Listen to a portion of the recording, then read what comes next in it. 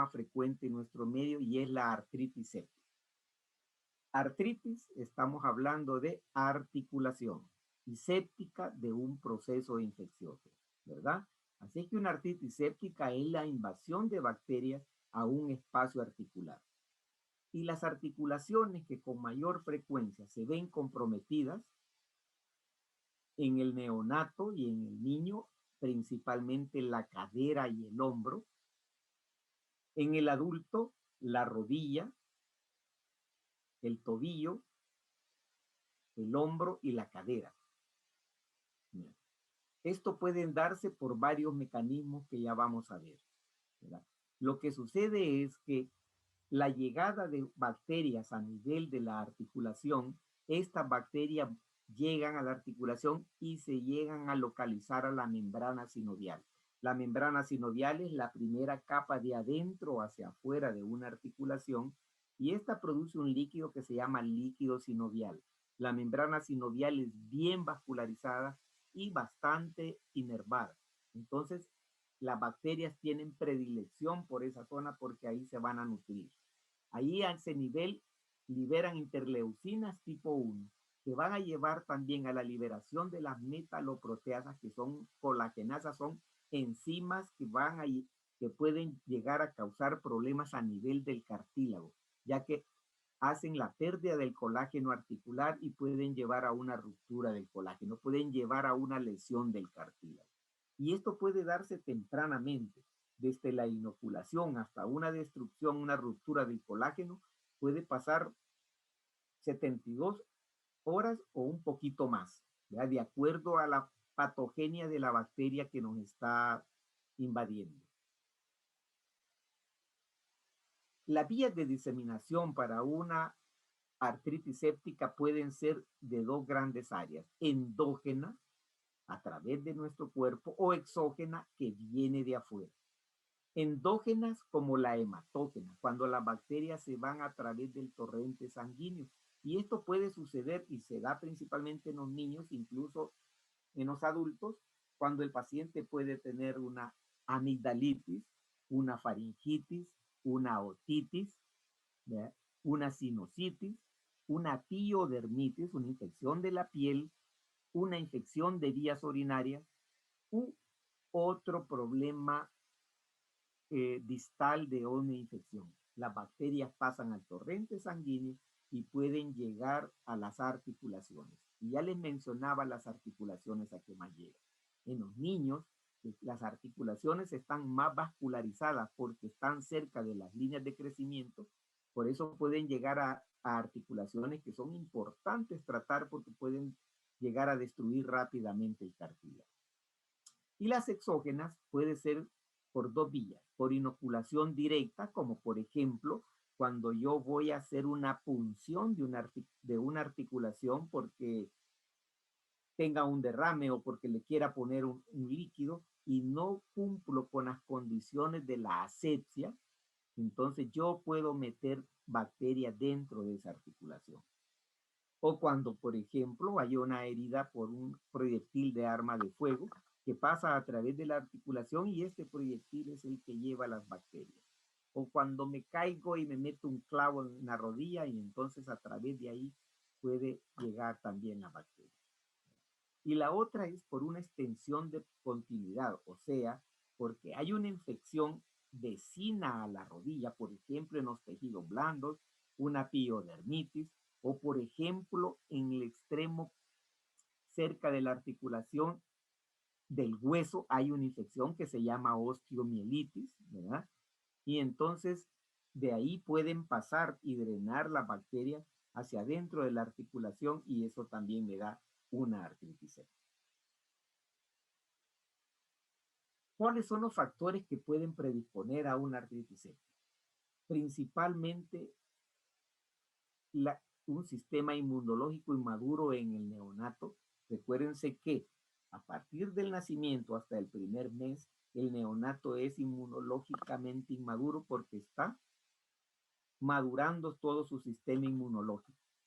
Y entonces en los neonatos se da algunas infecciones del ombligo que se llama ompalitis y de ahí puede partir a través de la vía hematógena una bacteria y llegar a localizarse principalmente a las caderas. Y estas son infecciones que a veces son difíciles de diagnosticar en su principio, ¿verdad? Cuando debería de darse el tratamiento, porque acuérdense que en el neonato todo lo tenemos que adivinar, tenemos que ser muy clínicos para adivinar. También otro factor predisponente es la inmunosupresión, como el uso de algunos medicamentos, de inmunosupresores, la quimioterapia, los esteroides, ¿verdad? Son inmunosupresores, o la inmunodeficiencia, como la enfermedad de inmunodeficiencia adquirida, ¿no? Las neoplasias, los cánceres, no solo porque la neoplasia puede causar trastornos a nivel del sistema inmunológico, sino también por los medicamentos que se utilizan.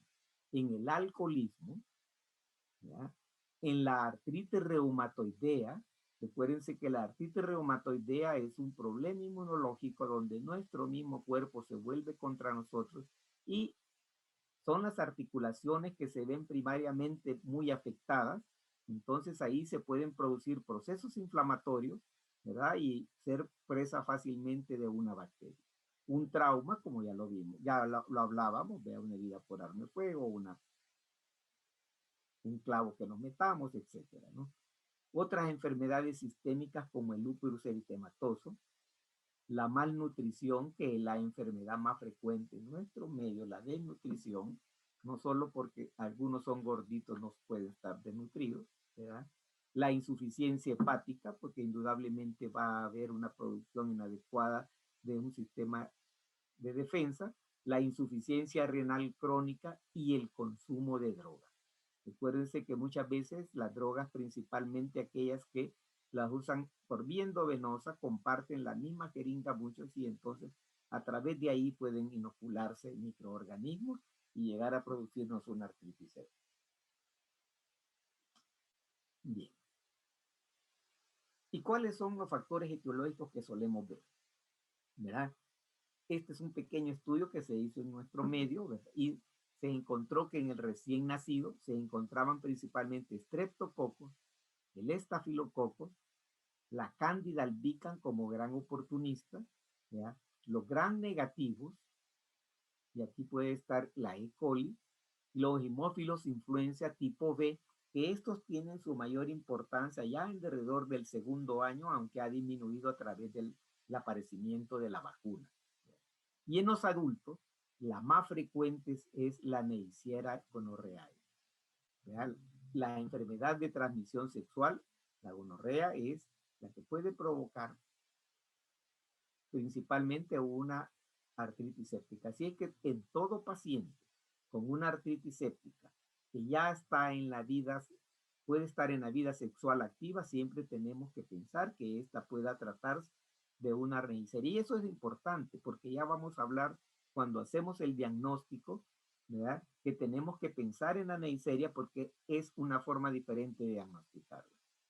El Staphylococcus aureus también, la salmonela principalmente en aquellos pacientes con artritis reumatoidea, los gran negativos y las pseudomonas como por ejemplo en los pacientes que, con el uso de drogas. Aquí tenemos un cuadro del journal y vean también en los neonatos, aquí aparece el Staphylococcus aureus, el Haemophilus influenza, ¿verdad? De acuerdo a las edades, entre el segundo año, miren, el Haemophilus influenza, el Staphylococcus aureus, en los adultos jóvenes, miren, también allá en Norteamérica aparece la Neisseria gonorrhoeae como una de las productoras de las artritis sépticas. Y así vamos viendo, por ejemplo, ¿verdad? En algunas otras áreas, como en pacientes con prótesis, en pacientes con medicaciones especiales, vamos viendo cada uno de los microorganismos que aparecen. Pero lo importante es pensar en este grupo que pueden ser los mayores causantes de nuestro medio. Bien. ¿Y cómo vamos hacia el diagnóstico? Normalmente llega el paciente a consultarnos refiriéndonos dolor al movimiento y a la deambulación. El paciente lleva un caminar antálgico, trata de proteger su miembro. No lo van a ver que da el paso normal, sino que tiende a abrir un poco la pierna porque eso causa un poco de relajación. No hace una extensión completa, sino que la lleva en ligera flexión. Cuando nos va a dar la historia de que tiene fiebre o que tiene caliente la articulación, ¿verdad? Y si nosotros lo examinamos, vamos a ver que hay una tumefacción. Vemos la rodilla más hinchada en relación a la del otro lado. Siempre que examinen un miembro en alguna enfermedad, compárenlo con el miembro sano y ahí van a poder ver algunas diferencias. Entonces, cuando vemos la tumefacción y tocamos el área ligeramente arriba de la rótula, ahí hay una bursa, una bolsa, que se llama una bursa suprapatelar. Ya la rodilla es una caverna y tiene de arriba de la rótula hay una bolsa que se continúa en toda la rodilla y se va hasta la región posterior. Entonces, arriba de la rótula podemos tocar y ahí vamos a sentir nosotros el derrame si hubiese derrame articular, ¿verdad? También en este paciente podemos tocar el área y la vamos a sentir caliente. Si es que no tiene fiebre el paciente que nos dé también la información y puede en algunas ocasiones existir un poco de eritema de acuerdo por el área y el tipo de inoculación que tuvo el paciente. En los neonatos puede haber, como ya les decía, unas infecciones en otro lugar. Hay que buscar otro foco de fractura otro foco de infección en el neonato, principalmente el ombligo, o si el neonato está hospitalizado, los lugares de venopunciones, ¿no? O hay que buscar en la garganta o una infección de vías urinarias. Normalmente el neonato pasa irritable, lloroncito, pierde peso, ¿verdad? No va a un crecimiento de acuerdo a lo esperado, y puede haber una simetría en la posición de los miembros. El neonato es neurológicamente inmaduro, por eso es que mantiene los miembros en flexión, ¿verdad? Tanto las caderas como la rodilla. Y cuando hay una artritis séptica en una articulación de la cadera en un neonato, van a ver que tiende a estirarla porque es una posición antálgica para él. Entonces esa simetría de los miembros y esa posición de la pierna tiene que hacernos pensar que puede haber algo ahí. Y si nosotros queremos chinear ese bebé, tienden a llorar fácilmente. Son muy irritables, como les decía anteriormente. Entonces el diagnóstico se hace desde el punto de vista clínico, ya lo vimos, ¿verdad? La historia, tenemos que preguntarle a la madre si ha visto algún proceso infeccioso o al paciente si ha tenido algún proceso infeccioso previo. Ya les decía los lugares que pueden tener, si ha tomado antibióticos o no ha tomado antibióticos, si el paciente tiene algunos comórbidos importantes como si es diabético o las enfermedades que mencionamos anteriormente, principalmente aquellas inmunológicas que suprimen, ¿verdad? El uso de drogas, también hay que preguntarle al paciente los medicamentos que toma porque van a ser muy importantes. El examen clínico, igual, ¿verdad? Tenemos que examinar bien al paciente, tocarlo, a ver si no hay edema, a ver si no percibimos la sensación de que hay un derrame articular dentro de esa articulación. Una vez hemos sospechado nosotros de que sí puede haber un derrame articular, entonces procedemos a hacer una artrocentesis. ¿Y qué es una artrocentesis? Es una punción de una articulación para sacar algún líquido que haya adentro. Así como cuando hay líquido en el tórax y puncionan el tórax para sacar líquido, que se llama toracocentesis, o cuando hay líquidos en el abdomen y necesitamos sacar lo que se llama paracentesis. Entonces, en articulación se llama artrocentesis. Y cuando sacamos el líquido, ¿verdad? Podemos tener algunos tipos de líquido. Uno, podemos tener solo líquido sinovial normal y a eso le vamos a llamar hidrartrosis de agua. O podemos tener sangre, eso se llama hemartrosis, o podemos tener pus, que eso se llama diartrosis. ¿Ya? Entonces, hacemos la artrocentesis y sacamos una cantidad de líquido que la que podamos sacar, y ese líquido hay que observarlo. Ya vamos a hablar las características del líquido porque son importantes, pero algunos tienen cabal el aspecto del pus, aunque tenemos que saber diferenciar. Muchas veces los derrames por problemas gotosos, o sea, elevaciones del ácido úrico y presencia a nivel de las articulaciones, nos puede producir un derrame verdoso, ¿ya? Entonces, eso puede confundirnos con pus. Por eso siempre vamos a mandar un grupo de exámenes del que ya vamos a hablar. Entonces, ¿qué exámenes le vamos a mandar a ese líquido? ¿Verdad? Vamos a mandar una tinción de Gram para ver si son Gram positivos o Gram negativos. Vamos a mandar un directo para ver si no se trata de una Neisseria. Acuérdense que la Neisseria, lo característico es ver los diplococos extracelulares. En el extendido que se hace, se mira los diplococos extracelulares y eso hace diagnóstico de Neisseria, o sea, de gonorrea. Entonces mandamos una tinción de Gram, un directo. Mandamos un citoquímico y citológico para ver ciertas sustancias que a mí me interesan evaluar para ver si estas sustancias están altas o bajas y me orientan hacia una artritis séptica, hacia una infección. Igual la cantidad de glóbulos blancos, glóbulos rojos que puedan andar ahí, eso también me va a importar. Ya lo vamos a ver, ¿verdad? También entonces vamos a mandar ese citoquímico y citológico y le vamos a mandar un cultivo y un antibiograma. Del mismo cultivo, si hay un crecimiento de bacterias, se hace el antibiograma para ver qué antibiótico puede matar a esas bacterias y darle tratamiento al paciente. Acuérdense que cuando les mencioné un poquito de la fisiopatología de la artritis séptica, les mencionaba que las bacterias están localizadas a nivel de la membrana sinovial, o sea, el pus que voy a tener adentro, nada más a veces son solo detritos de necrosis que producen esas y procesos inflamatorios que producen esas bacterias y a veces no hay bacterias en ese líquido. Por eso es que en las artritis sépticas muchas veces casi solo el 60% del pus que yo saco me va a salir positivo el cultivo. Entonces tengo que tener también otros parámetros que son los que estamos viendo, ya que me puedan llevar y orientar hacia el diagnóstico de artritis séptica. Unos son los clínicos y los otros vamos a ver nosotros el estudio del citológico y citoquímico de ese líquido sinovial y eso nos va a orientar mucho.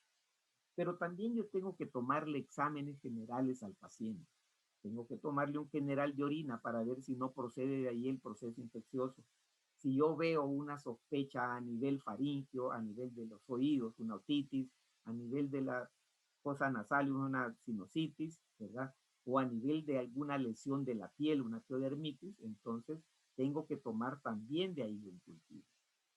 Le voy a tomar también un leucograma, ¿verdad? Para ver si hay elevación de los glóbulos blancos y también el diferencial para ver cuáles son los que se han elevado y principalmente buscando los neutrófilos.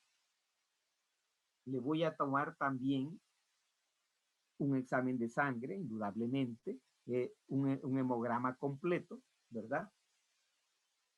También tengo que tomarle la PCR, la proteína C reactiva, para ver si esta me está indicando que si hay un proceso inflamatorio o infeccioso activo, junto con la eritrosedimentación, ¿ya? O la velocidad de sedimentación, que si ambas están elevadas, me están diciendo si hay un proceso infeccioso activo y si es nuevo, ¿verdad? Principalmente la PCR me está diciendo que si está activo ese proceso infeccioso. No es específica, pero sí me está orientando hacia que existe activamente un proceso infeccioso. Y tomar otros exámenes también de acuerdo a los comórbidos que tenga el paciente. Bien, también voy a hacer una radiografía de la articulación que está afectada, pero muchas veces no voy a ver nada, ¿verdad? Tengo que tomar siempre radiografía del miembro sano para poder comparar. ¿Y qué es lo que puedo yo ver? ¿Verdad? Muy ocasionalmente vamos a encontrar tal vez un foco de osteomielitis que fue la que nos produjo la artritis séptica. ¿Verdad? Pero lo que voy a buscar principalmente es si hay o no aumento del espacio interarticular, o sea, si están más separados ambos huesos. Entonces tengo que medir tanto el miembro sano con el miembro afecto, y ahí me puede dar la idea de la presencia del líquido.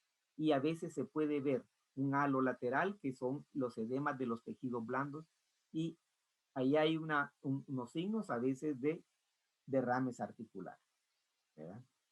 Bien, entonces, en el citoquímico y citológico del líquido sinovial, ¿qué voy a buscar? Este es un líquido sinovial normal.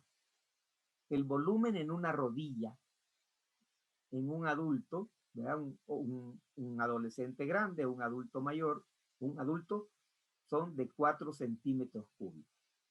Si hay mucho más, ya me está haciendo pensar que hay un derrame articular y tengo que ver la calidad.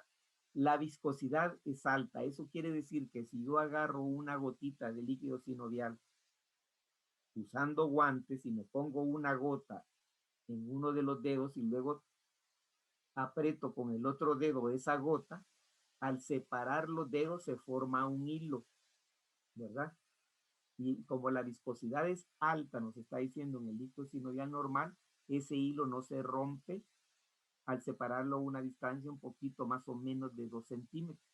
Si se rompe rápido, quiere decir que la viscosidad ya está alterada en ese líquido sinovial. El color del líquido sinovial es normalmente casi incolora, amarillo o un amarillo pálido, como que están viendo un aceite de cocina de esos paliditos, ¿no? Del muy amarillo, ¿no?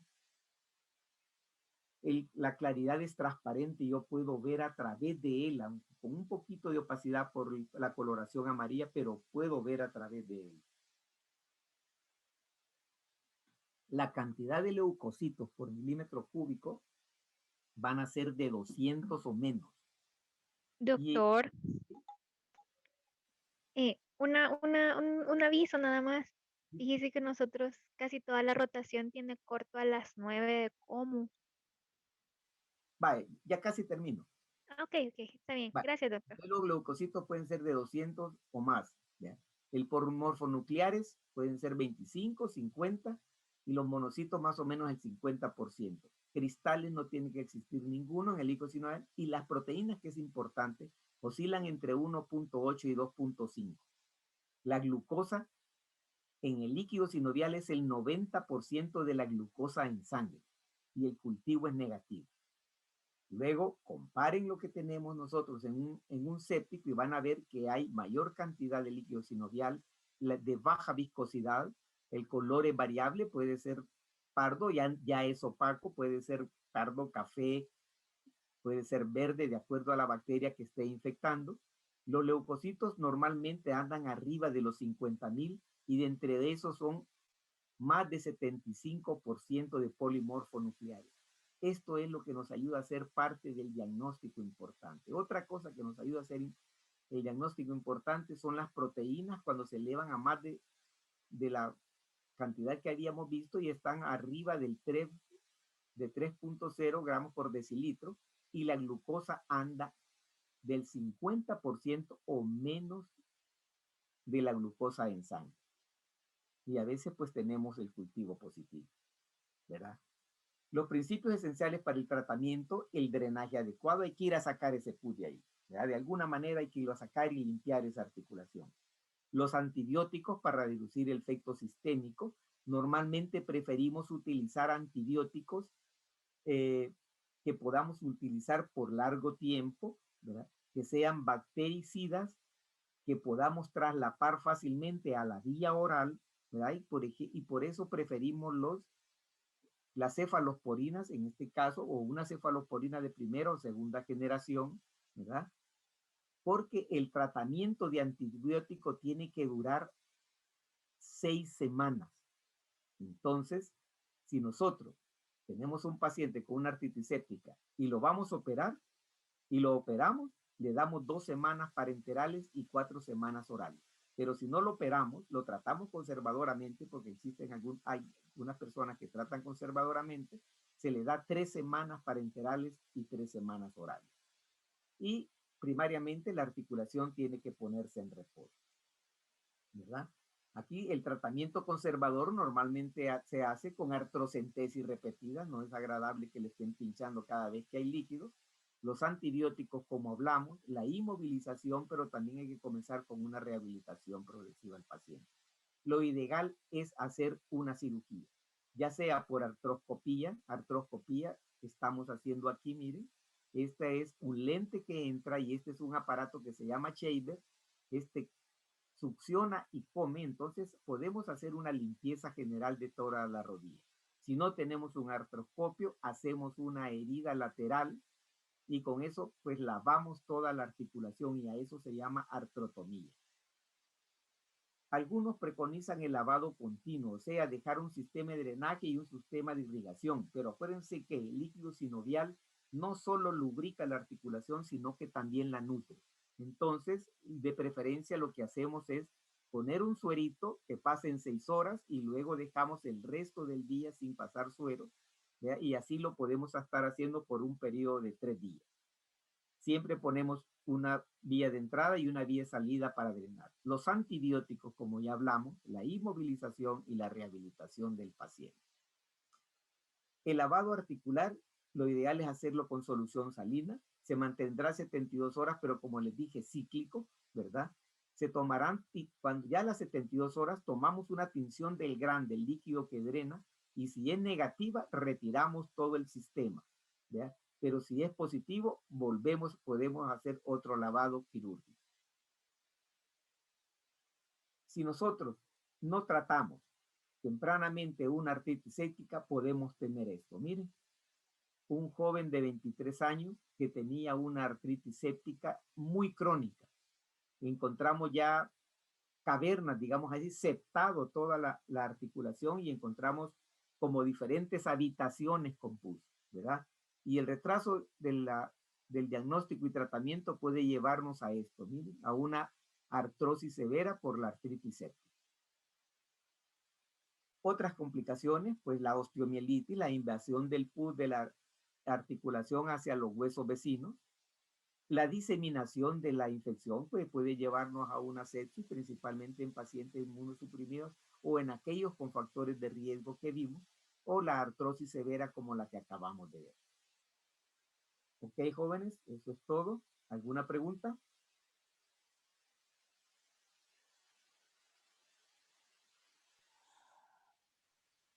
Bueno, pues entonces, gracias.